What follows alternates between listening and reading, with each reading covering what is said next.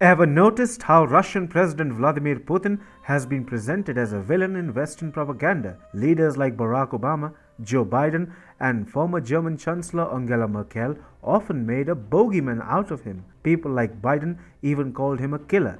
They tried to go deep into Russia's internal political issues and discredit Putin. They tried to capitalize upon Russia-Ukraine tensions to sanction Russia and cut it off from the world economy. But I dare ask, what did Putin do wrong? He is the man who comprehensively defeated ISIS. He is the one who decided to put the Taliban in its place and keep Central Asia safe from the extremist organization. More often than not, he is found handling West's mess. And now, the German military leadership is also recognizing that Russia and its president are no longer to be treated as enemies. Hi and welcome to TFI Global, the foreign affairs and geopolitical analysis arm of the TFI Media Group. I am your host Sanbir, and in this video I will explain why the German Navy chief thinks the EU needs Putin. Let's begin. India, Russia's decades-old friend, is all set to emerge as the venue for a broad rapprochement between Moscow and the West. This is a part of evolving geopolitics to isolate China. In fact, German military leadership is already explaining why it needs Russia. There are some small reasons and one big driving factor behind Berlin's resolve to embrace Moscow, and that is the desire to stop China. In some rather significant remarks, German Navy Chief Vice Admiral Schonbach has publicly slammed China for its belligerent behavior. Vice Admiral Schonbach said, "When we're talking about systemic rivalry or peer competitor, it's very optimistic. I'm not scared to say how China acts like an enemy to many countries, though not probably to ours. First step is that we accept what China is really doing." This was probably an acknowledgement of the ongoing border tensions between New Delhi and Beijing. Continuing his unusually strong remarks against Beijing, the Navy chief said that China is giving money, whether to dictators, to killers, to criminals. It doesn't matter, as long as they give their resources to China. This is actually the main news.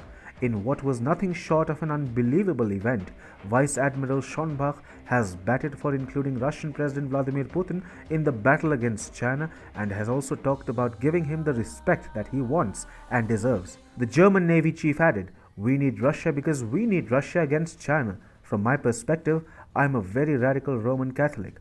I'm believing in God and I believe in Christianity. And there we have a Christian country. Even Putin, he's an atheist, but it doesn't matter." And you know what? The German Navy chief is saying all this amidst the ongoing Russia-Ukraine tension. In fact, he did talk about Ukraine too. The Vice Admiral said Russia threatens its neighbors with military force to prevent them leaving the Russian sphere of influence. During Q&A, he said Putin is probably putting pressure on Ukraine because he can do it to split Europe and earn respect. He explained what Putin really wants is respect. And my God, giving someone respect is low cost, even no cost. So, if I was asked, it is easy to even give him the respect he really demands and probably also deserves. A German service chief has showered praise on Russia, and this really reflects the sentiment of Berlin. And it is no surprise that Germany has extended a friendly hand towards Russia from Indian soil. After all, India is a unique power that enjoys incredibly good relations with both the West and Moscow. So, New Delhi is in the middle of an evolving understanding between Germany and Russia. In fact, recent German economics minister Robert Habeck expressed a wish to engage Russia economically by cooperating with the country in the renewable energy sector to help de-escalate tensions over Ukraine. Germany really wants to bury the hatchet. But the question is, why is Germany suddenly praising Putin? I mean, former German Chancellor Angela Merkel used to talk of sanctions against Russia all the time. Well, there are two reasons. Firstly, Germany is dependent on Russia for gas supplies and doesn't want to irk Moscow.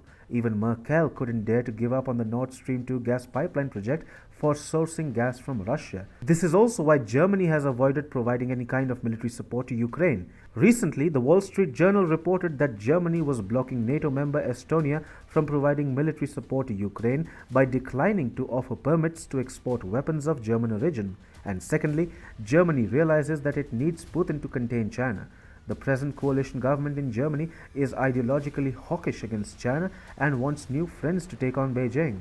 Germany is now trying to play into the fault lines in the Sino-Russian relationship, like growing competition for Central Asia and Eastern Europe, as well as an evolving fight for the Arctic.